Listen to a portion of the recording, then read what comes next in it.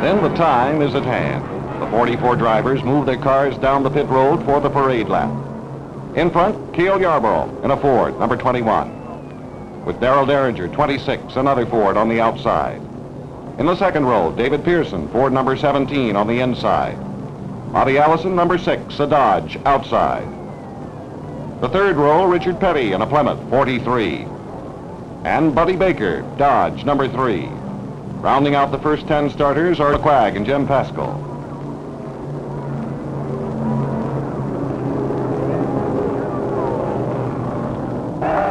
Behind the official car, the field accelerates, moving evenly and certainly toward the destiny beyond the starter's flag. The tumultuous climax of the week is now, this moment.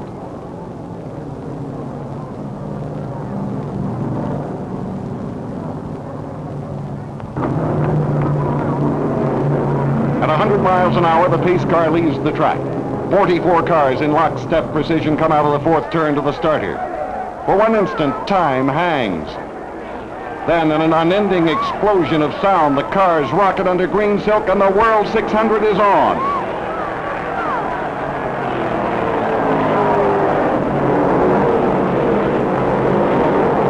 Yarborough jumps quickly in front, going to the first turn. But with a nifty move inside, David Pearson forces him high on the bank, taking the lead around the second turn. Yarborough retaliates, coming back inside. He passes Pearson, and so does Darrell Derringer. Derringer rode Yarborough's bumper down the back chute, and they're running 1-2 with Pearson third, Buddy Baker fourth, Richard Petty fifth.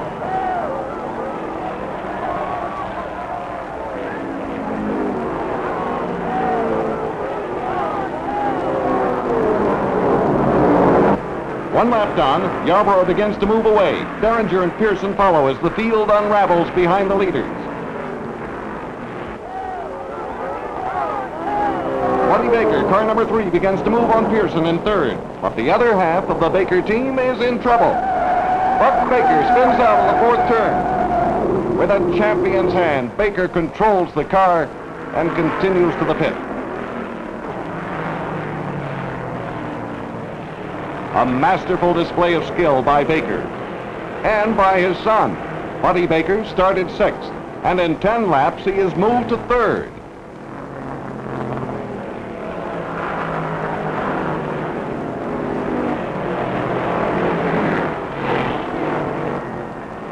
But pit boss Ray Fox already seems worried about tires.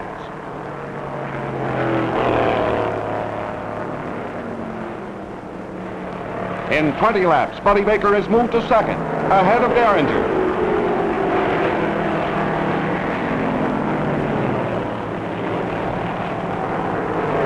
With only 21 laps gone, Buddy Baker is in the pit for outside tires. It's a blow for Baker, costing distance he will not recover.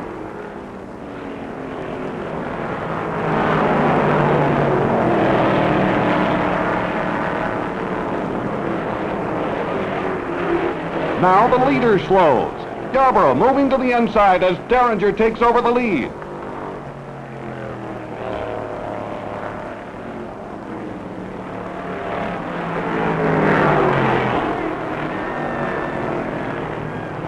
Still less than 30 laps run, and Yarborough gives up the lead to come into the pit for tires.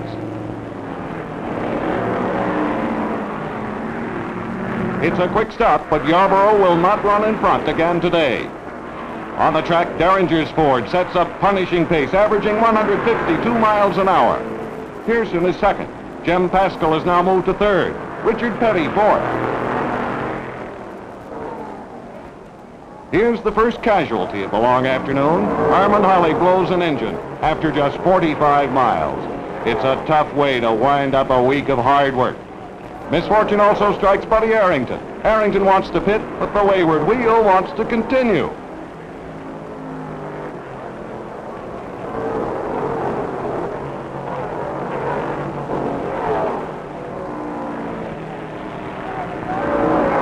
Now another leader change. Darrell Derringer is coming to the pit for tires. And we have not yet reached the 40-lap mark. The crew, led by Junior Johnson, moves frantically over the car. Back up pit road, David Pearson with a chance to lead, can't take it. He too pits for tires, leaving the number 1 position to Jim Paschal. Track temperature has soared to 145 degrees, and a tire from Pearson's car is grim evidence of the savage punishment this track is dishing out. For the early front runners, all pre-race plans are out the window. Now the difference between winning and losing is new rubber, and the switch is on. Paschal leading the race now with exactly 10% of the miles behind him. In car 99, Paul Goldsmith has moved to second, then to first, as once again the leader is forced to the pits. A spectacular exhibition of speed and teamwork as Paschal's pit crew leaps to the call.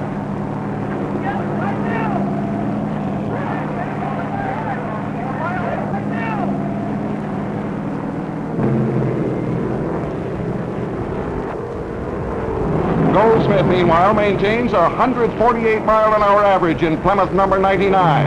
And here's action on the back chute. Cale Yarborough, running desperately to get back in the race, hits the wall on the backstretch.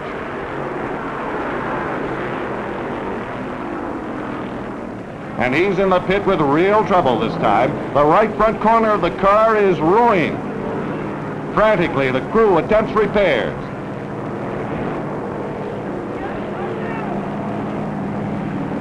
Finally, the fender is pried from the tire.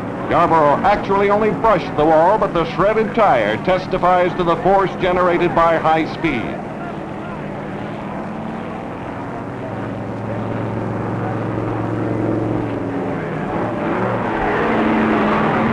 Miraculously, Yarborough is able to return to the race, but the car is not handling well.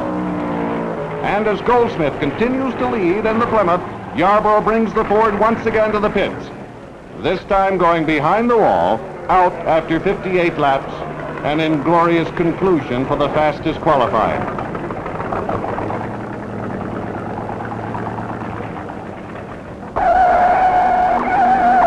A spin in the second turn. Frank Warren loses the Chevy briefly, but regains control and continues.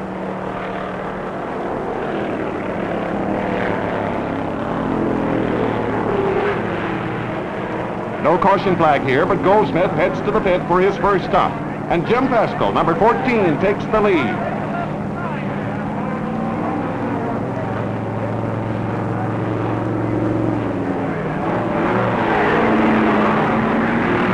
It's a quick stop for Goldsmith, and he returns to the race in second place. After 100 miles, Paschal, the leader, and Goldsmith second are the only cars in the same lap.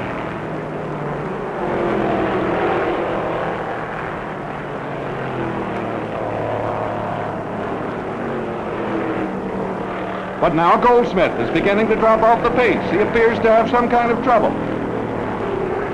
As Darrell Derringer passes Goldsmith to take over second, Goldsmith blows, and that's all for the Indiana veteran.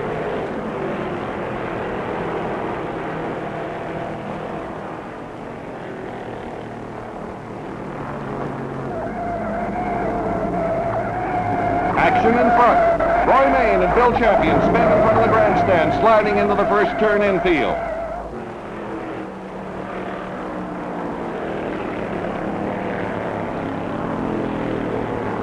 The caution flag is out for only the second time. The pace car slowing the field as just about everybody heads for pit road.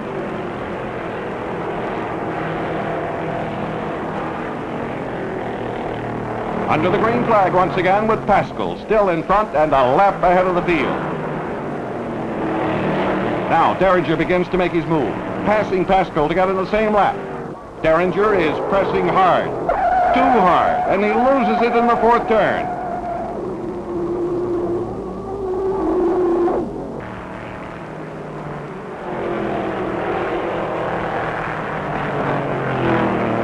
Derringer controls the Ford, but in the pit, Junior Johnson has Cale Yarborough standing by to relieve Derringer if necessary.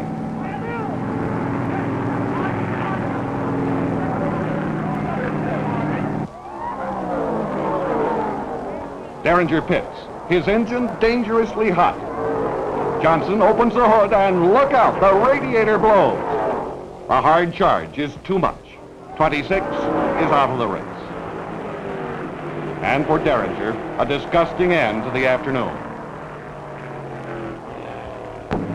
Now Paschal, with the end in sight, has opened a 3-lap lead on Allison, Pearson, and the rest of the field. He's coasting to apparent victory. Then suddenly the entire picture changes.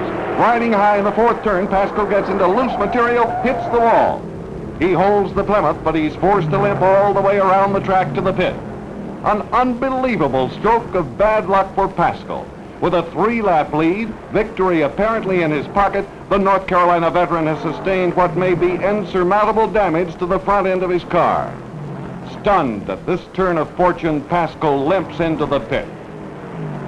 With less than 100 miles to go, his crew works desperately to get him back in the race and to maintain the lead.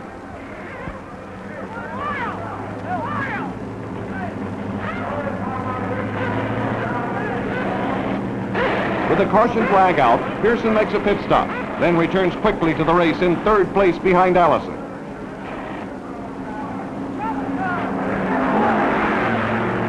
The caution has slowed the field, but still Paschal sits helplessly as his crew works. 1 lap, then 2 laps go by. Finally, Paschal is back on the track, still in front, but his lead whittled to a single lap, and he's forced to slow his pace when the race is resumed.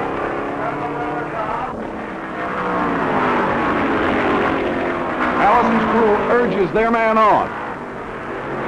Both Allison and Pearson are cutting Paschal's lead by 2 seconds on each lap, and Paschal's crew anxiously echoes the gesture, on!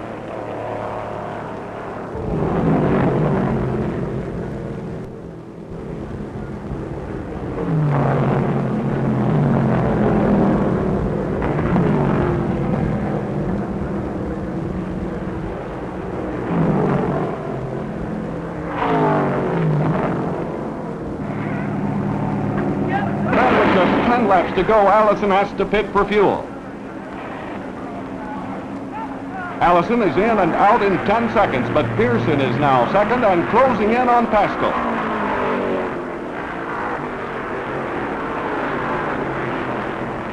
Paschal holds tenaciously to the lead, but he has not taken on fuel for nearly 90 miles. Can he finish without a pit stop? His crew says no.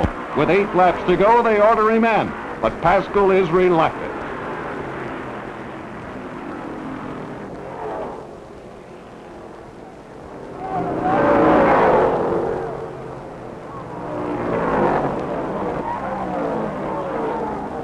It takes 2 tries before the crew gets him in for one of the fastest pit stops on record, 7 seconds for gas.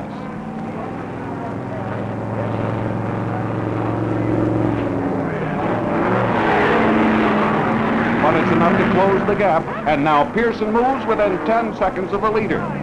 Incredible tension and excitement as destiny pulls the string. Heedless of the damaged front end, Paschal now is running flat out, and still Pearson slowly closes the distance between them.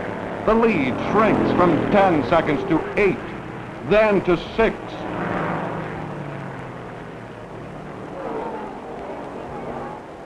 But for Pearson, there just aren't enough miles.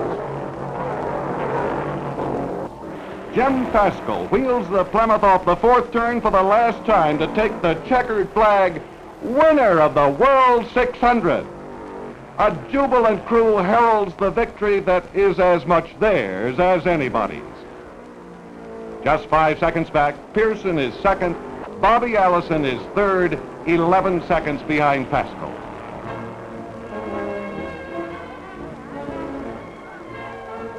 For Paschal, win number 2 in this most challenging of all stock car races. In the victory circle,